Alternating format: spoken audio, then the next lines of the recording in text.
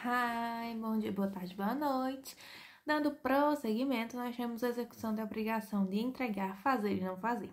Esse a gente já tem uma noçãozinha básica, porque a gente já estudou com o Hélio as obrigações de fazer e não fazer. Mas nós temos a execução, né? Quando a execução da obrigação de entregar, nós temos que o objetivo é entregar algo, e pode ser coisa certa ou coisa incerta. A coisa certa, artigos 806 a 810, nós temos a execução de título extrajudicial e é uma ação autônoma, ou seja, não tem uma ação antes dela. O executado será citado para cumprir a obrigação no prazo de 15 dias, sob pena de imissão da posse no bem imóvel e busca e apreensão no bem móvel. Comprei uma casa e tem que haver a tradição, né? Aí a pessoa tem que me entregar a casa e eu fiz o depósito para ela. Mas ela foi lá e não me entregou o bem, né? Não me entregou o imóvel. Então eu inicio a execução para que ela possa me entregar a coisa certa no prazo de 15 dias. E caso não me passe a posse, né? Me passe a propriedade no prazo de 15 dias, ela vai ser pena, né, de emissão de posse, no caso do bem imóvel, ou de busca e apreensão, no caso de bem móvel. Eu comprei um carro, a pessoa não me entregou o carro, busca e apreensão, porque é um bem móvel.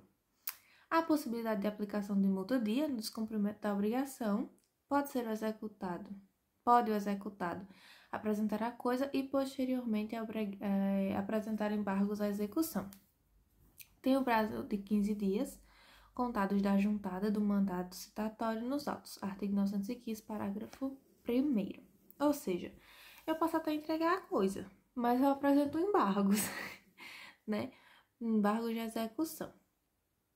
Caso a coisa tenha sido alienada a terceiro, após a propositura da ação, ela será caracterizada fraude à execução e a coisa sofrerá restituição judicial. Ou seja, comprei a casa, mas o vendedor lá, né, no caso agora o devedor, não me entregou.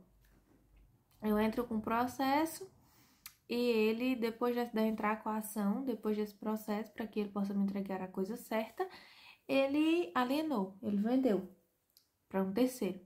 Esse terceiro não vai ter culpa, mas ele vai ter que devolver. Porque se configura que é fraude à execução.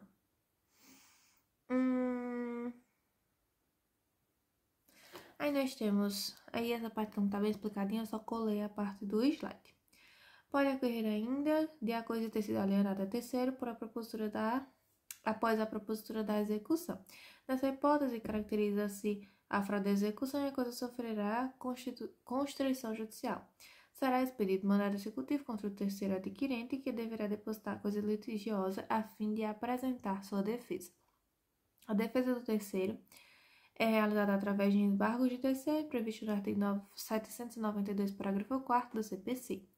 É uma faculdade do exequente buscar a coisa que está em poder terceiro quando optar por somente receber do executado correspondente ao valor da coisa, além de perdas e danos. A responsabilidade do terceiro adquirente é limitada à entrega da coisa e somente o executado possui a obrigação de indenizar o exequente pela perda da coisa. Ou seja, a pessoa foi lá, alienou a um terceiro, o terceiro tem a única obrigação que ele tem é de restituir a coisa.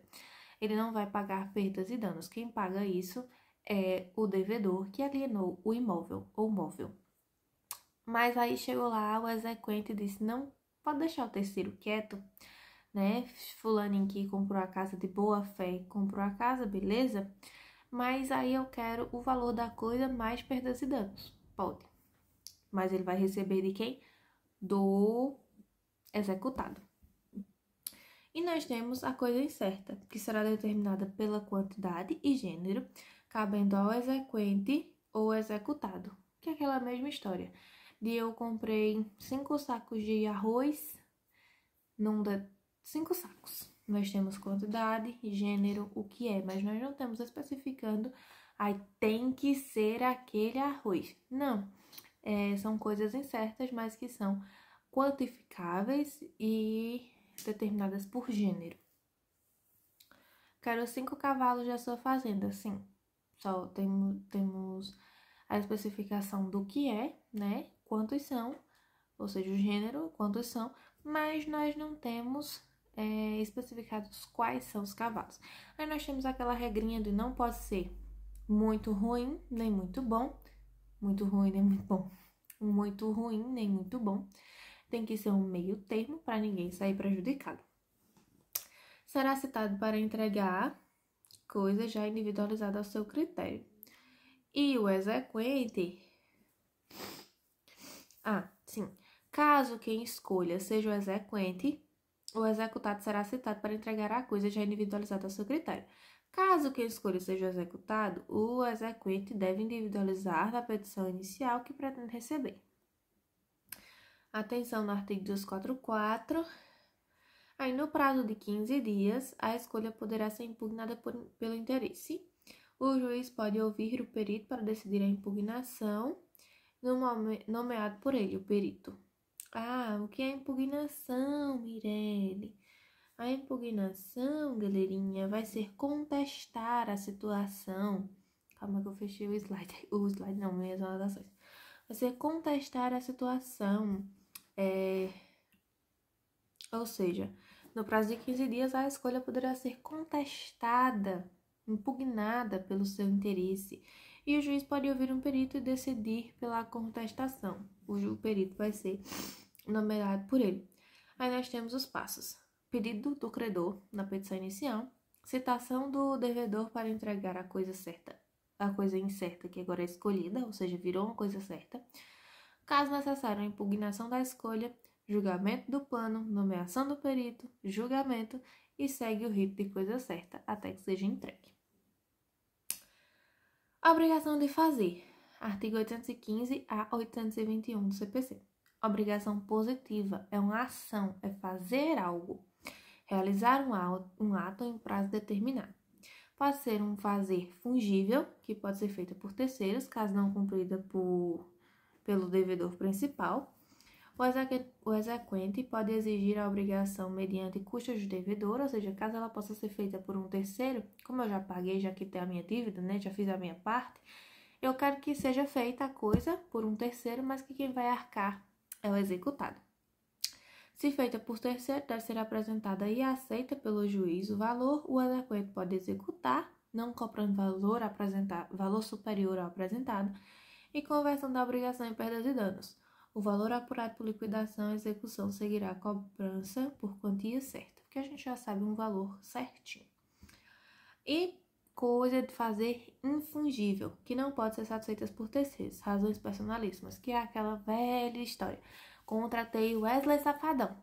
Um terceiro pode fazer o show de Wesley Safadão? Não, então só ele poderia fazer. Tudo será convertido em perdas e danos e quantia certa. E por fim, a obrigação de não fazer, que é 1820, são os artigos 822 e 823 do CPC. A obrigação é negativa, ou seja, de não fazer algo. E não há mora. Como eu não vou fazer, então prazo para não fazer. Se for feito aquilo que o executado deveria se abster, ou seja, não fazer, o exequente pode pedir a um terceiro que o desfaça, às custas do executado. E, se não puder ser desfeito, será convertido em perdas e danos, ou seja, quantia certa. Se o ato que a pessoa deveria não fazer for feito por ela pode desfazer, se for possível. Se for possível, ela desfaz mais perdas e danos. Se não for possível ser desfeito, convertido também em perdas e danos. Se for um terceiro que desfaça a coisa, as custas para ser desfeito mais perdas e danos são pagos pelo executado.